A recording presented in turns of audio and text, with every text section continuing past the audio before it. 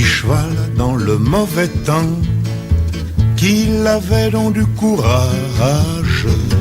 C'était un petit cheval blanc, tous derrière,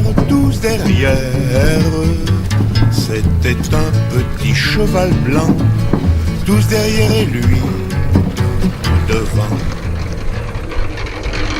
Bon.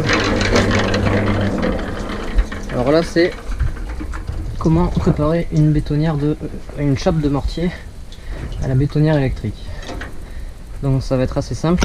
Une bétonnière électrique elle n'a pas une grosse capacité. Je vais réussir à en tirer deux bonnes brouettes. Et c'est pour pas non plus la faire forcer, et à cause du malaxage en fait il faut pas la charger.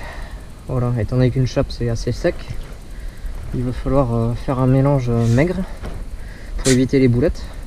Donc moi ma technique c'est que, bon là vous le voyez pas mais ça fait depuis un petit moment que je fais les chapes.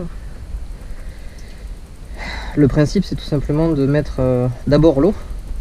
On met toujours toute l'eau. Déjà d'une ça va vous permettre de nettoyer régulièrement la bétonnière, parce que croyez-moi elle s'encrasse très vite. Je sais pas si vous voyez, elle est quand même, ça fait au moins une vingtaine de bétonnières que je fais là.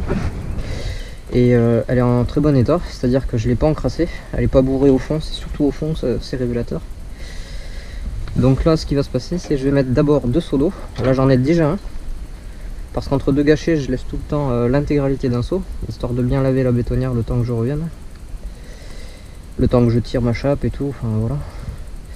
Et donc là je mets un deuxième seau. Une fois le deuxième seau en place, c'est assez simple. Le principe c'est de faire une chape très maigre, enfin maigre. Pour obtenir une chape maigre en fait c'est pas compliqué. Personnellement c'est ma technique, c'est comme ça qu'on m'a appris, il y en a plein d'autres. On peut mélanger la chape, on peut mélanger le ciment avec le sable au fur et à mesure qu'on met les pelles. Moi la technique que j'aime c'est, comme vous le voyez, c'est faire une sorte de petit cône et de jeter d'un coup sec le sac en plein milieu. Voilà. Là, vous voyez que le sac il est bien bombé, et une fois qu'il est bien bombé vous n'avez plus qu'à le découper en deux en fait, parce que mon dosage va être toujours par demi gâché, enfin par demi sac. Un sac entier ça passera jamais dans ma bétonnière. Par contre pour avoir des dosages réguliers c'est largement suffisant. Donc je donne un coup sec histoire de bien traverser, vous voyez. Voilà.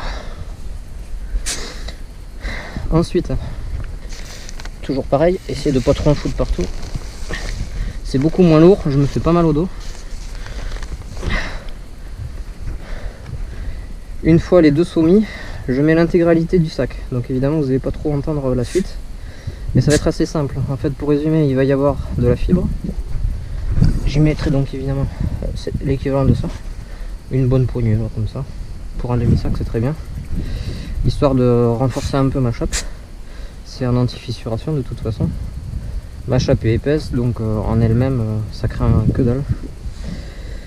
Donc je mets le demi-sac, et ensuite je vais y mettre 20 pelles, mais 20 pelles régulières quoi. Voilà.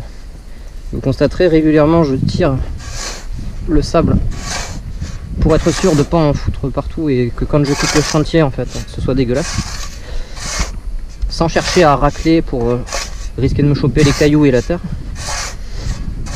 Donc là je vais d'abord mettre le sac, le demi-sac intégralement. Je vais y mettre le sable, et sans bombarder comme un enfoiré. La subtilité va être de surtout jouer sur l'inclinaison de la bétonnière. Voilà. Essayez de respecter dès le départ un angle à peu près de 3/4. Je sais pas comment on pourrait dire. Voilà. On pourrait dire que ça c'est, je sais pas, mais on pourrait dire 45 degrés tout simplement. Voilà. Dès le départ c'est beaucoup plus simple pour charger le sac, et ça vous évite de niquer toutes les pales qui vont s'enrober de ciment. Voilà. Donc à partir de là vous comptez les pelles et vous allez constater que le mortier va être très bon et sans moulette.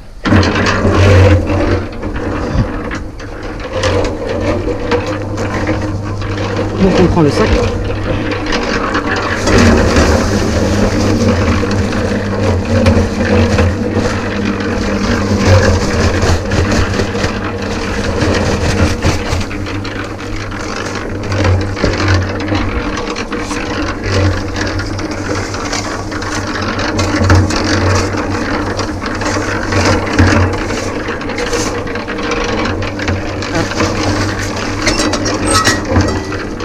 maintenant on essaie de respecter cet angle. Voilà. Sinon en fait l'eau va carrément jeter de la bétonnière.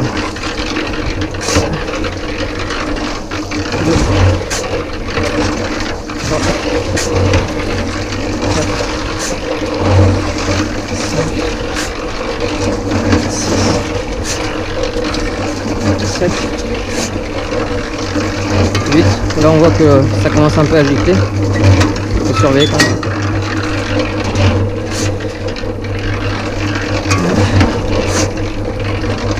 10. 11.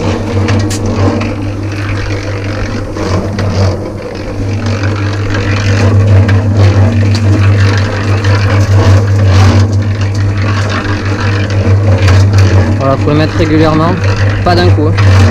Pas d'un coup, sinon ça va faire une boule comme ça. Et en fait, vous obtiendrez l'effet inverse, c'est que ça servira à rien. Ça fera une pelote. 12. 13.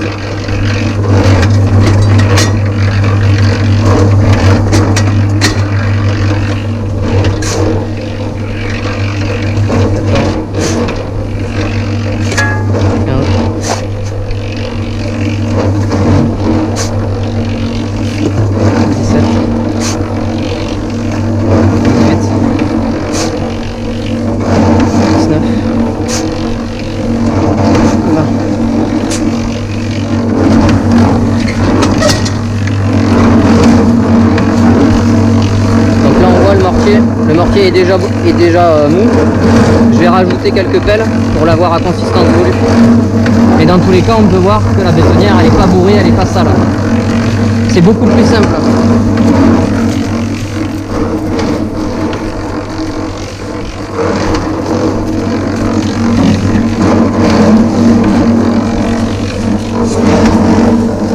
Je remets un tout petit peu de ciment. Puisqu'il est un tout petit peu mou en fait.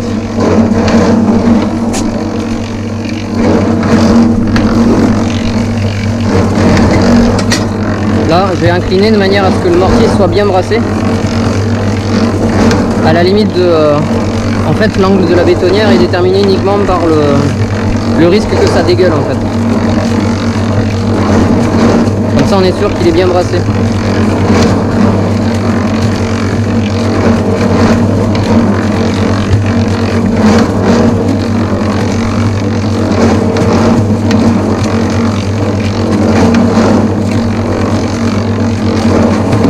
Et bon là.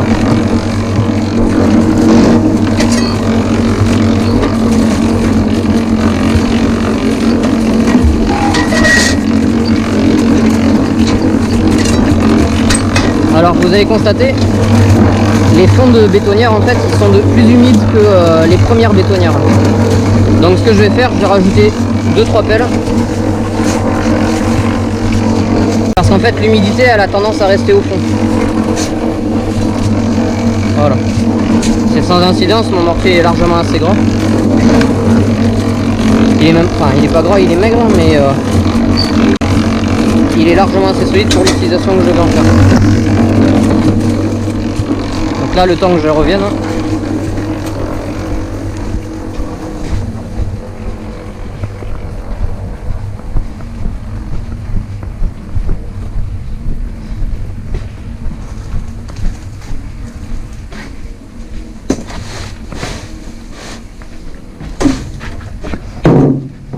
Voilà. Constaterez, il faut juste guetter que le béton soit légèrement humide. Pas qu'il soit ressuyé, mais si vous voyez qu'il est sec, voilà, ça suffit largement. De toute façon, le temps que je revienne, vous allez voir, ce sera déjà absorbé. Il fait très chaud. C'est pas forcément les meilleures conditions pour faire une chape. Faut surtout pas que le mortier sèche de manière comment dire, irrégulière, c'est-à-dire que ma chape soit tirée dans une seule et même masse.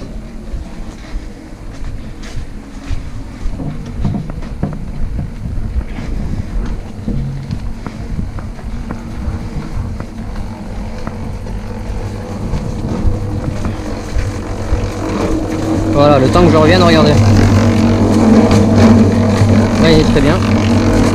Et vous allez constater, il aura pas, il peut pas réellement accrocher à la bétonnière, parce que je le fais de manière assez rapide finalement, assez propre. Et vous allez voir que ma bétonnière, elle bourre pas. La bétonnière bourre pas et finalement il n'y a quasiment aucun nettoyage à faire. Voilà.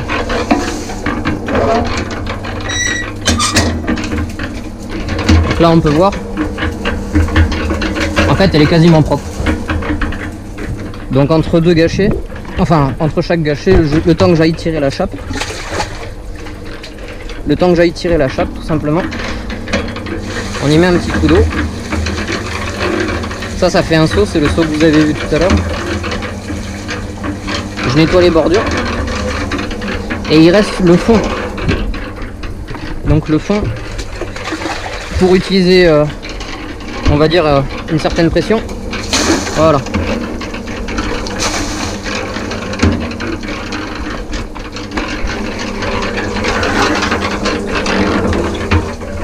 Et là vous remarquerez, la bétonnière elle peut rester comme ça le temps que je fasse, que je tire ma chape. Il n'y a aucun problème, elle est impeccable. Voilà. Donc on renouvelle l'opération et puis vous connaissez la suite. Allez, à bientôt. Le petit cheval dans le mauvais temps, qu'il avait donc du courage. C'était un petit cheval blanc, 12 derrière, 12 derrière. C'était un petit cheval blanc, 12 derrière et lui devant. Il n'y avait jamais de beau temps dans ce pauvre paysage. Il n'y avait jamais de printemps, ni derrière, ni derrière. Il n'y avait jamais de printemps, ni derrière, ni devant.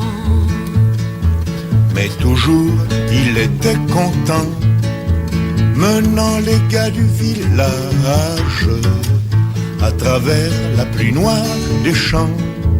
12 derrière, 12 derrière, à travers la pluie noire des champs. 12 derrière et lui devant. Sa voiture allait poursuivant sa belle petite queue sauvage. C'est alors qu'il était content. 12 derrière, 12 derrière. C'est alors qu'il était content. 12 derrière et lui devant. Mais un jour dans le mauvais temps, un jour qu'il était si sage, il est mort par un éclair blanc. Tous derrière, tous derrière. Il est mort par un éclair blanc. Tous derrière lui devant. Il est mort sans voir le beau temps, qu'il avait donc du courage. Il est mort sans voir le printemps, ni derrière, ni derrière. Il est mort sans voir le beau temps, ni derrière, ni devant.